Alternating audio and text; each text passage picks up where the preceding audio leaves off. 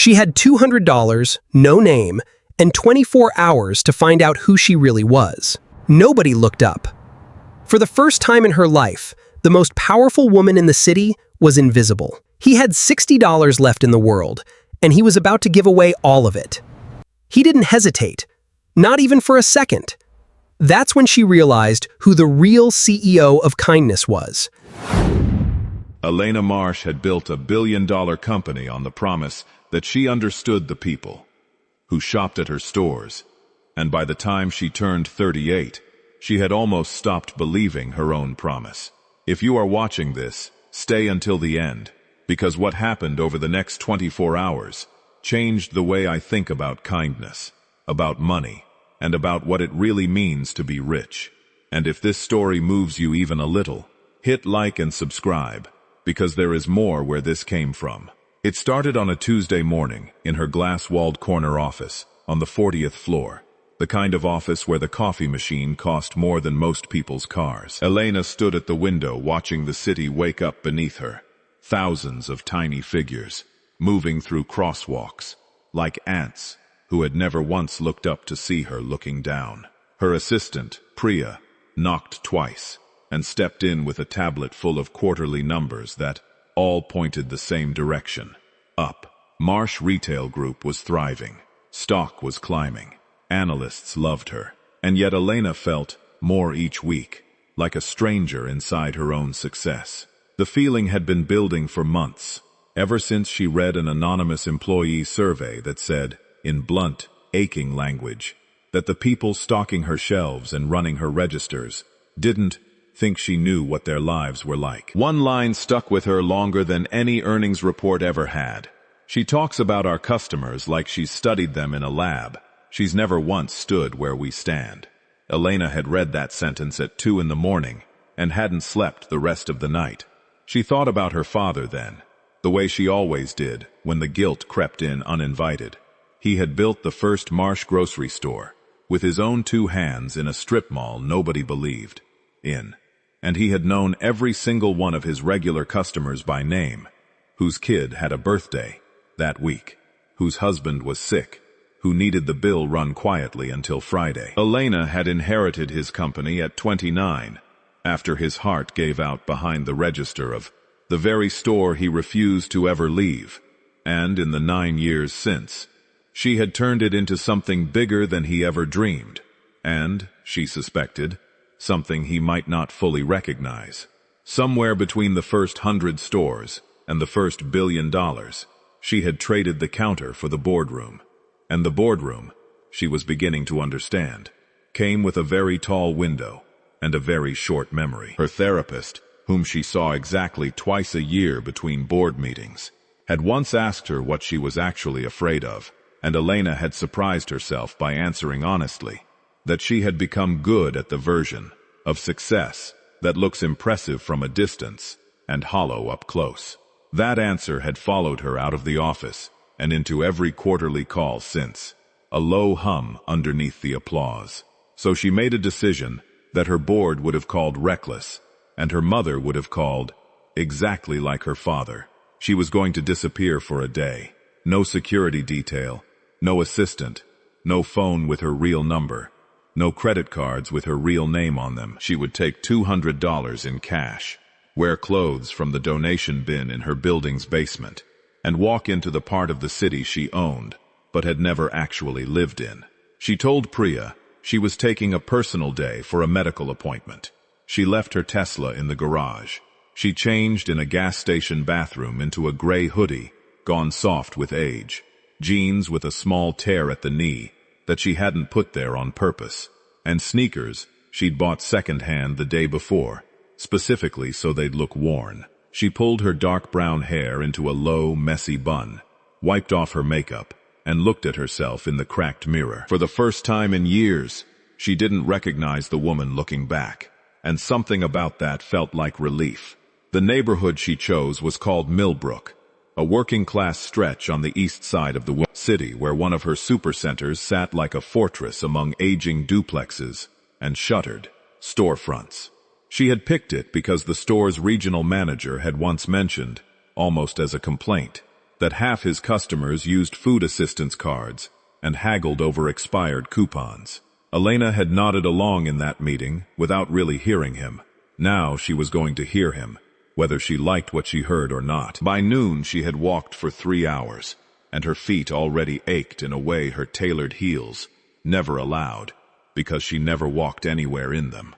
She had spent $40 on a bus pass and a sandwich that tasted like cardboard, and she had been ignored by exactly the number of people you'd expect a woman in a gray hoodie to be ignored by, which is to say almost everyone. It stung more than she expected. She was used to rooms going quiet when she walked in.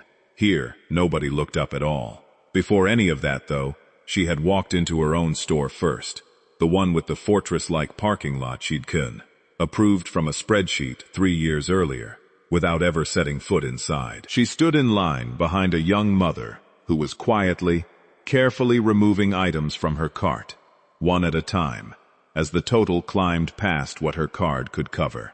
A box of cereal here, a bag of Wilders, Bovidas there, while the cashier waited, with a patience that Elena suspected was the only kindness the woman had been offered all day. Nobody in that line rushed her. Nobody sighed.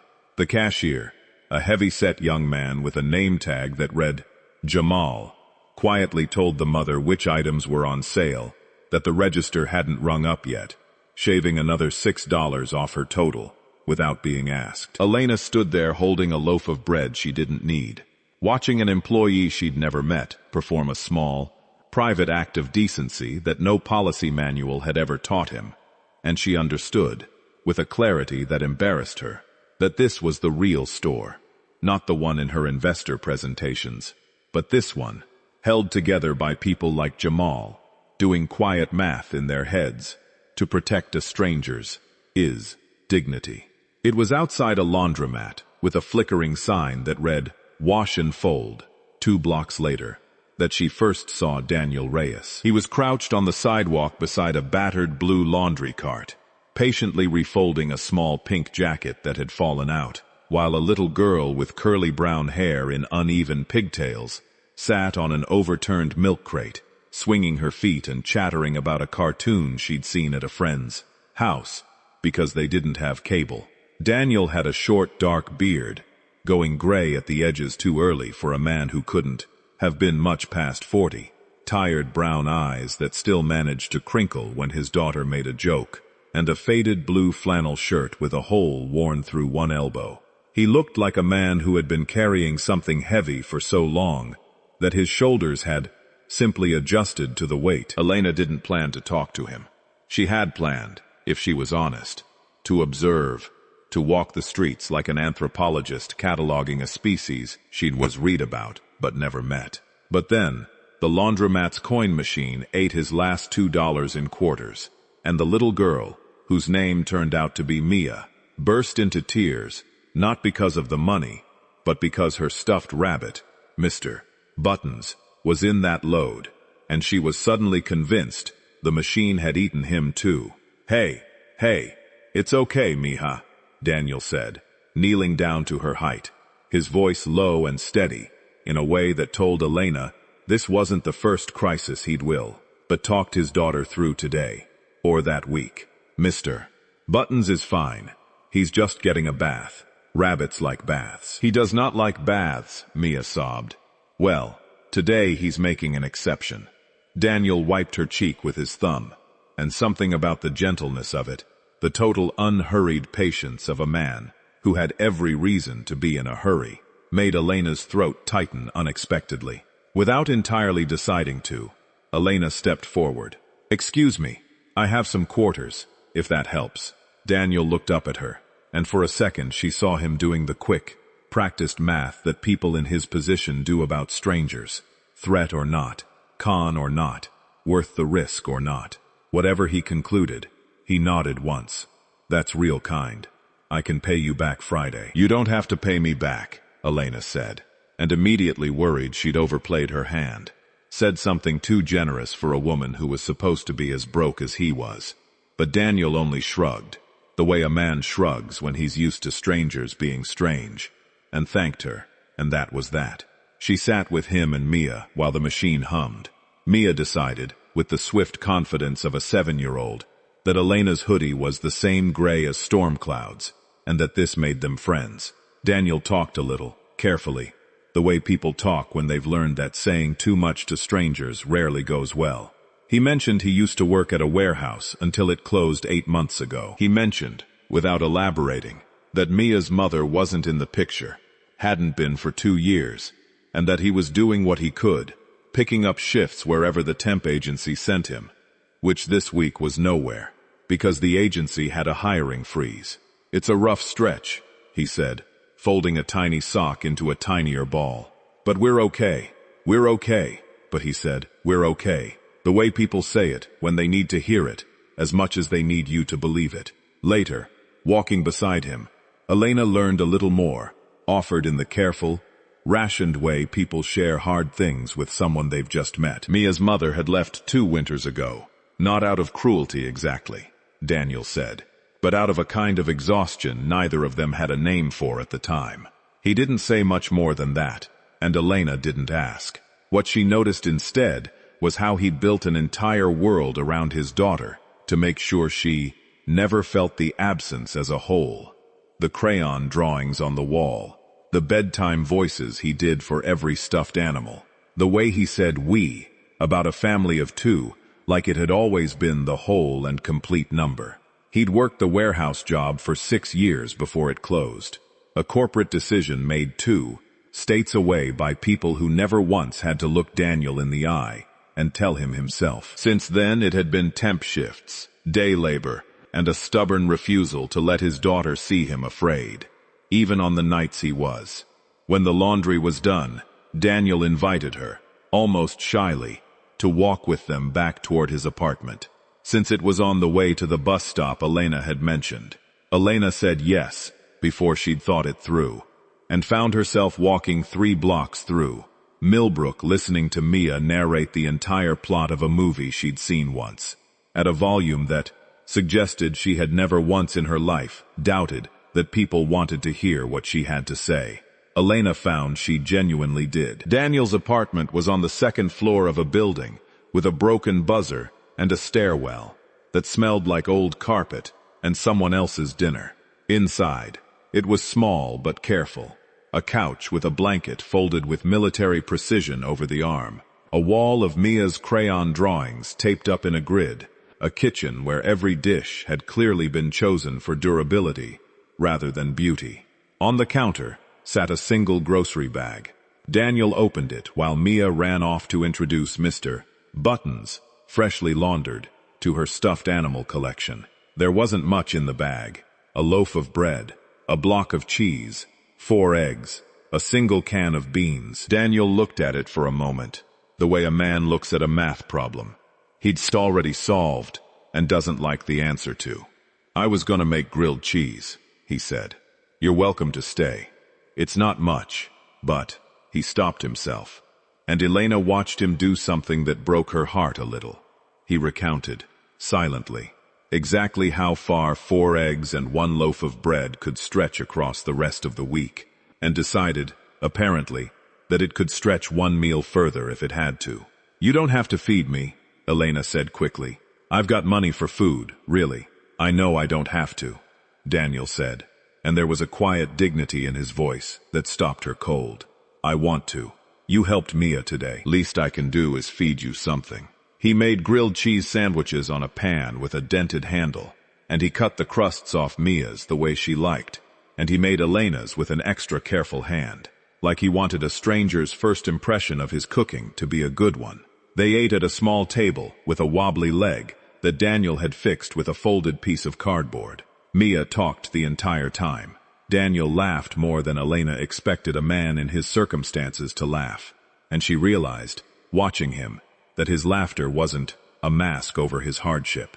It was proof that his hardship hadn't managed to take everything. That night, lying on a friend's couch, 3 neighborhoods over, because Mar told Priya she needed a few days off, and genuinely couldn't stomach going back to her penthouse yet, Elena thought about the way Daniel had looked at that grocery bag. She thought about how a man with almost nothing had split it 3 ways without a second thought, and how she, with more zeros in her bank account than she could easily say out loud, had spent the last 5 years studying people like him from a 40th floor window and calling it understanding. She went back the next morning. She told herself it was research. She told herself a lot of things. What was actually true was simpler. She wanted to see them again. She found Daniel outside a hardware store 2 blocks from his apartment, filling out a job application on a clipboard balanced against the brick wall, Mia beside him drawing on the sidewalk with a stub of blue chalk. He looked surprised to see her, and then, before he could stop it, pleased. "You're back," he said. "I am," Elena said. "I wanted to help. Not with money. I mean, if that's okay, I have some money. But I wanted to actually help. Today. However you need it." Daniel studied her for a long moment. The same careful calculation from the day before, and this time something in his face settled. "Actually," he said, "if you're serious, I've got an interview at the shipping depot at 11, and I don't have anyone to watch Mia. Normally my neighbor does it, but she's got a doctor's appointment. If you could just sit with her for an hour. That's it. That's more than enough." It was, Elena thought, the single largest act of trust a man in his position could offer a stranger, his daughter. She said yes immediately, and meant it more than she'd meant almost anything in years. The hour with Mia turned into 3, because Daniel's interview ran long, and then longer. And Elena sat on the front stoop of his building, playing a game Mia invented on the spot, involving chalk, an imaginary dragon, and rules that changed every time Elena started to win. She found herself laughing. Really laughing. Not the practiced boardroom laugh she performed for investors. For the first time, in longer than she wanted to admit, when Daniel finally came back, his face told the story before he said a word. The depot had filled the position an hour before he arrived. A scheduling mix-up nobody apologized for. He sat down heavily on the stoop beside them, and for a moment, the mask he'd worn all day, steady, capable, unbothered, slipped, and Elena saw the exhaustion underneath it. The particular exhaustion of a man who had been trying his hardest for 8 months straight, and kept getting the same answer. "Sorry," he said quietly, mostly to Mia. "Not today, Mija." "That's okay, Papi," Mia said, with the easy forgiveness only children seem to have infinite supplies of, and went back to her chalk dragon like nothing had happened. Daniel watched her go, with an expression Elena would remember for the rest of her life. Love so large, it looked almost like grief. That was the moment Elena almost told him the truth. She almost said, "I own the company that owns the store 2 blocks from here. I could change your life with 1 phone call." But something stopped her, and it took her a while to understand what. She didn't want to change his life with a phone call. She wanted to understand it first, the way she'd promised herself she would. The real turning point came 2 days later, and it wasn't about Elena at all. Daniel had picked up a single day of cash work, unloading a delivery truck for a corner grocer, named Mr. Okafor, who paid him $60 for 6 hours and threw in a bag of overripe produce nobody else wanted. Walking home with Mia and Elena, who had by then become something like a fixture in their week, Daniel spotted an elderly woman named Ruth sitting on a bus bench, visibly shaking, a spilled bottle of pills on the ground beside her, and an empty wallet in her lap.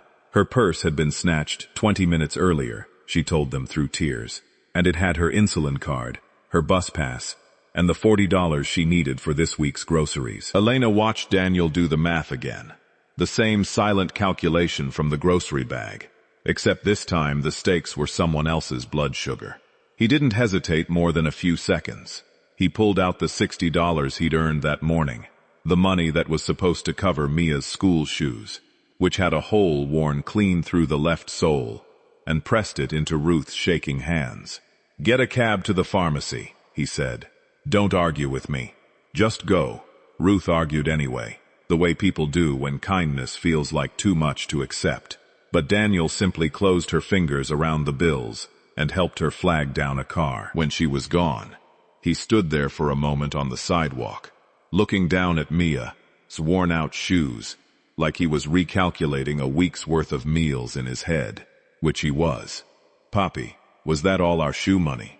Mia asked, with the blunt clarity children have for exactly the questions adults are trying not to think about. Daniel crouched down to her level. "Your shoes have a little more life in them," he said. "That lady needed it more today. That's how it works, Mija. When you can help somebody, you help them. The rest sorts itself out." Elena stood a few feet away, and something inside her, some carefully built wall between herself and the people she'd spent a decade calling customers, came down all at once. She thought of her own accountants, her own tax attorneys, the careful architecture she'd built to protect her wealth from ever being asked to do something as simple and immediate as what Daniel had just done, without a second thought. He had less than almost anyone she'd ever met, and he had just given away a week's worth of his daughter's shoes to a stranger on a bus bench, because that was how it worked, in his world, when you could help somebody. She didn't sleep at all that night. She sat by the window of her friend's guest room, still wearing the gray hoodie that had started, to feel less like a costume and more like a second skin.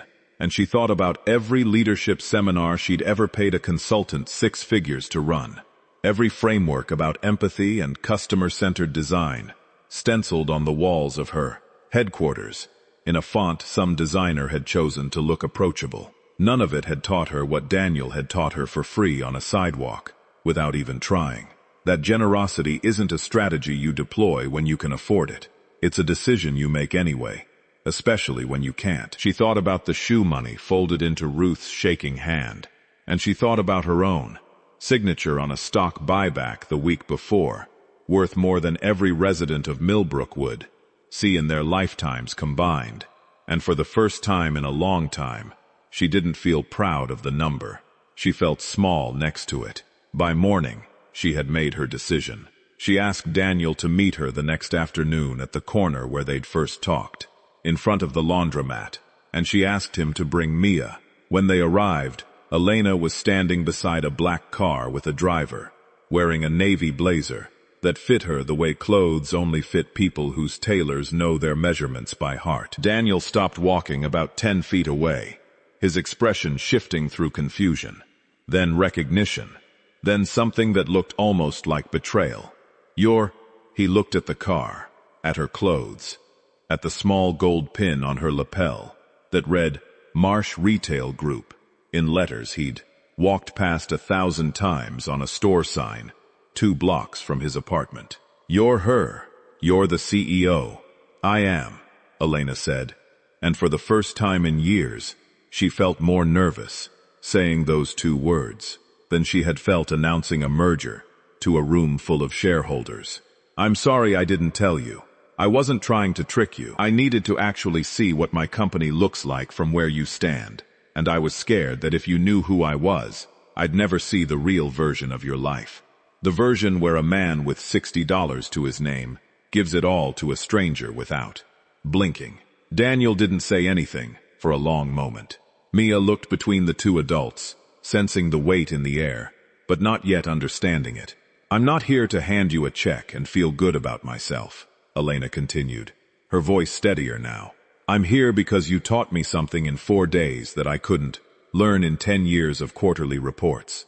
So here's what I want to do, and you can say no to any of it. There's a regional manager position opening at the Millbrook store. Full benefits, real pay, a schedule that lets you be here when Mia gets out of school. Not because you need saving, because you're better at understanding what people actually need than half the executives on my payroll, and I'd be a fool not to hire you." Daniel's jaw tightened, the pride in him warring visibly with the exhaustion of 8 months of closed doors. "I don't want charity," he said finally. "It's not charity," Elena said. "It's a job. You'd have to interview. You could turn it down. But I'd also like to set up an account for Mia's school and medical expenses. No strings. Because that part isn't a job offer. That part is just because you shared your last meal with a stranger on a Tuesday. And I want you to know that mattered. It was Mia, in the end, who broke the standoff, tugging on her father's sleeve. "Papi, is this the same lady who let me win the dragon game 4 times?" Daniel looked down at his daughter, then back at Elena, and something in his shoulders finally loosened, the weight he'd been carrying shifting, if only slightly. "Guess it is," he said, and for the first time since Elena had met him, his smile reached all the way to his eyes. 6 months later, Daniel Reyes stood on the sales floor of the Millbrook store, wearing a name tag that read, "Regional Manager, training new hires with the same patient." Steady voice he used to talk his daughter through spilled quarters and eaten stuffed rabbits. Mia had new shoes, a library card, and a standing Friday night dinner invitation to Elena's much smaller, much less glass-walled new apartment, which she'd moved into after selling the penthouse, because it turned out she didn't miss the view as much as she thought she would. Elena rewrote her company's community program from the ground up that year, staffed by people who had actually stood in the aisles she used to only study from above. Jamal, the cashier, who had quietly shaved $6 off a stranger's total, was promoted to run the new initiative himself, because Elena had learned by then to look for the people already doing the work, rather than hiring someone new to talk about it. Ruth, the woman from the bus bench, became something like an honorary grandmother to Mia, showing up most Sundays with cookies that were somehow always slightly burnt and always eaten anyway. Elena still remembers the exact weight of a grilled cheese sandwich, made by a man who had almost nothing and gave away half of it anyway. She kept the gray hoodie, folded in the bottom drawer of her dresser in the smaller apartment she now called home, not as a souvenir, but as a reminder of the exact moment she stopped mistaking altitude for understanding. And every time someone in a boardroom tells her they understand the customer, she thinks of Daniel Reyes on a bus bench, $60 in his hand and no hesitation in his eyes, and she asks them the only question that matters. When was the last time you gave away something you couldn't afford to lose? That, in the end, is the whole story.